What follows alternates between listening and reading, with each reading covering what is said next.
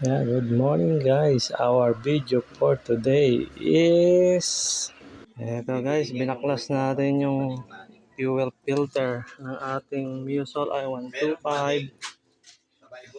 Kita nyo naman, kulay itim na. Napupugak-pugak na ang ating motor. Ito po yung pamalit bago. So, kakabit po natin yan guys. Hindi ko na po pinakita paano mag-backlash kasi wala akong cellphone holder. Pero, ito. May nakakaranas po na naging namamatay motor. Isa po ito sa dahilan. Ayan po. Ayan guys. Nakita nyo naman, napakarami na. No? So, kailangan tanggalin natin to. So, mahirap tanggalin dahil papalitan naman natin. Pwede na natin i-cut ng cutter. Yan sa part na yan. Minsan kasi mahirap hilahin yung lock. So, yan. Kaka-cutter natin yan. Ayan. Magkabila. Hindi masyadong maitapat sa camera. Pero, dapat maingat. Siguraduhin nyo yung pagputol. Kasi baka mamali kayo ng cut. Ayan. Tapos pag nakat na natin yan, pwede na hilahin. Ayan nyo guys. Hilahin ko lang yan dyan sa part na yan. Okay, dahan-dahan. Oops. O, diba? Tanggal na. Halos kulay itim na yung tinanggal natin filter. O. Tapos, linisin natin ulit. Ayan. And then, kunin natin yung pamalit. Ito. Bago po siya. Brand new yan. Stock ko po yan. Kaya, magamit na siya. Kita nyo naman puting-puti. So, dahan-dahan lang po natin sasalpak dun sa dulo ng malapit sa floater po. Yan. Kita nyo naman. Ay, nalaglag. Pag natin mabuti. Nalaglag ulit. Ano ba yan? Pag natin mabuti. Make sure na walang dumi. Yung dulo po niya. Ayan. Ganun lang po kasimple. Tatapat lang po doon. Tsaka nyo didiinan. Meron na po siyang magkabilang hook. So, hindi na siya matatanggal once na madiinan na po siya doon. Tignan nyo lang po yung ginagawa ko dyan. Okay, di ba? Napaka-simple. Tapos, babalik na natin guys. Tignan nyo kung paano. Diba? Tignan nyo pinagpalitan. No? Kulay itim na.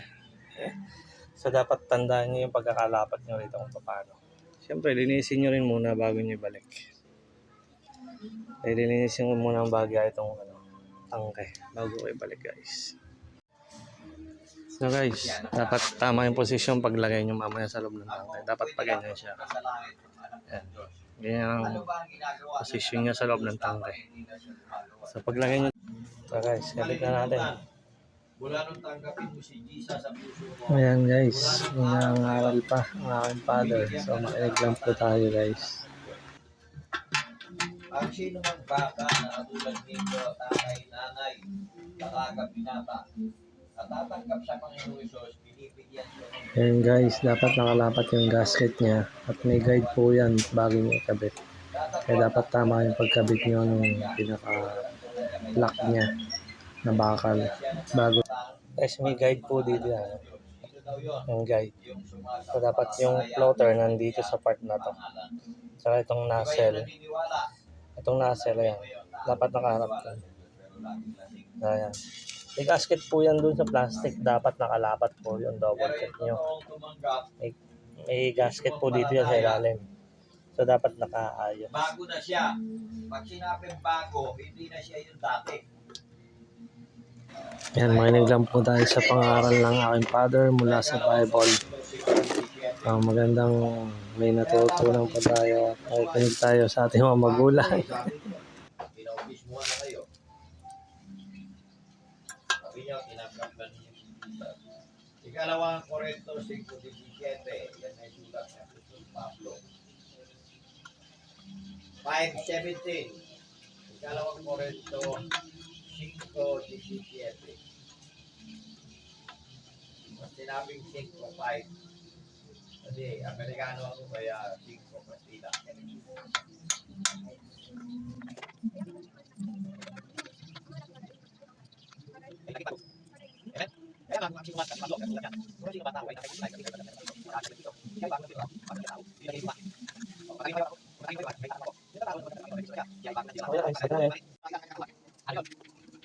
Lumang pagkatao at bagong pagkatao. Kaya nga, bago na eh. Amen? Si Sarah, Amen. malangkit ay isang bago ng nilalang. Isa na siyang mabait na anak. Amen? Masunurin kay mama, kay papa. Hindi siya nakikipag-away sa school. Hindi siya nagsasalita ng masama sa kanyang kapwa. Kasi bago na eh. Amen? Ganon din yun. Hindi ka kasi hindi ka alam. Okay? Hindi naman tayo sa akin. Hindi ka alam.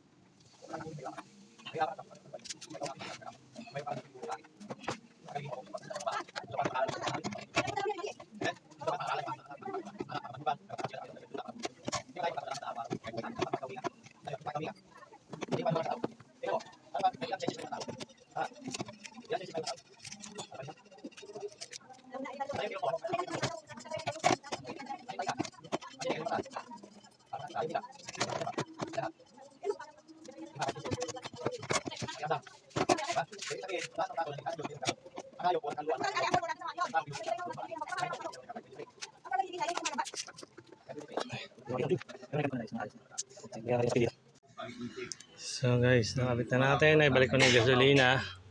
Ang isang problema ko guys, yung battery ko. Quality na talaga. Kaya ayaw ma-start. So kick-start lang kailangan. Nung mahal mo si Papa ko, ni Pablo, Yan guys, binakba ko na. Tanggal ko yung battery. Ayaw ma-start eh. Quality na talaga yun guys. So ito yung luma. kasi dito mo lang gagamitin Ito yan. yung bago. Mayroon kang So gastos na naman tayo guys. Ganun talaga. Kailangan natin to sa hanap buhay eh. Yan guys, hindi ko na naituloy yung video kanina. Tanghali kasi nagmamadali. May lakad kasi kami. Pero naikabit ko naman na yung huling binaklas ko yung battery. So okay na guys. Tumatakbo na siya ng maayos. So ganun lang po ang pagpalit ng filter. Nakita nyo naman. So hanggang dito na lang guys. Pasensya na. Hindi ko na kumplento yung video. Pero okay na yung motor ko. Kaya sa mga guys. Bye bye.